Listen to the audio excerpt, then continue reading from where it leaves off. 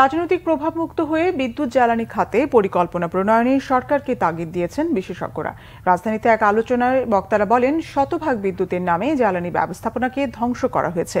বলেন, দেশে নবায়নযোগ্য জ্বালানি ব্যবহার ও বিনিয়োগ বাড়াতে সহায়ক নীতিমালা তৈরির চ্যালেঞ্জ নিতে হবে সরকারকে। রিপোর্ট রিশান নাসরুল্লাহর।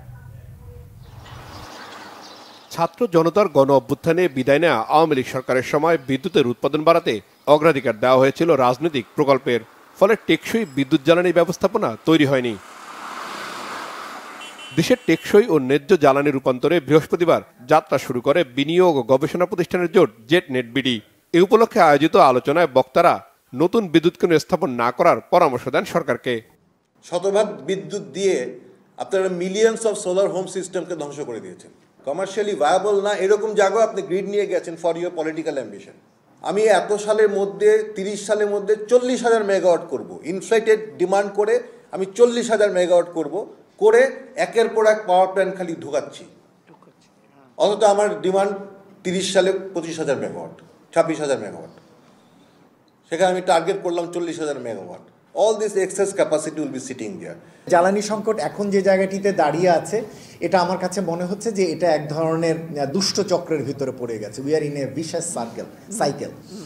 অর্থাৎ উচ্চ মূল্যের জ্বালানি কিনে সেই জ্বালানি দিয়ে বিদ্যুৎ উৎপাদন করে সেটির সঙ্গে আবার জ্বালানি কিনতে না পারার কারণে আবার ক্যাপাসিটি চার্জ দিতে হচ্ছে, সেটির জন্য আবার সরকারকে ভর্তুকি করতে হচ্ছে। আবার জ্বালানি যেহেতু কেনা যাচ্ছে না পর্যাপ্ত, যতটুকু কেনা যাচ্ছে তার জন্য আবার ঋণ করা হচ্ছে, সেই ঋণের সুদ আবার বর্ধিত ঋণের সুদ আবার ফিরছে এবং সেটা আমার আগামী দিনের জ্বালানি কেনার সক্ষমতা আবার কমিয়ে দিচ্ছে।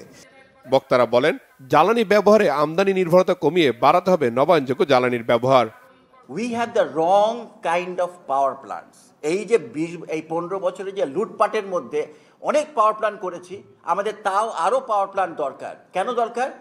আমার দরকার হচ্ছে the right kind of power plant. কিন্তু আমরা কি রকম পাওয়ার প্ল্যান্ট করেছি? বেস লোড পাওয়ার প্ল্যান্ট করেছি। বেস লোড পাওয়ার প্ল্যান্ট আপনার যত বেশি হবে ততই আপনার সমস্যা হবে রিনিউয়েবল এনার্জি আনতে। এখন আমাদের 2030-এর টার্গেট হচ্ছে 20% কমাবো।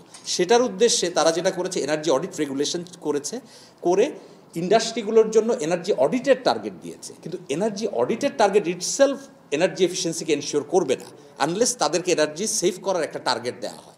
সেটা দেওয়া যেতে পারে, সেটা হয়তো প্রথমে কম থাকতে পারে কিন্তু গ্র্যাজুয়ালি এটা বাড়তে পারে। এর কারণ হচ্ছে যে আমাদের ইন্ডাস্ট্রিগুলোর যথেষ্ট এনার্জি এফিসিয়েন্সির সুযোগ আছে।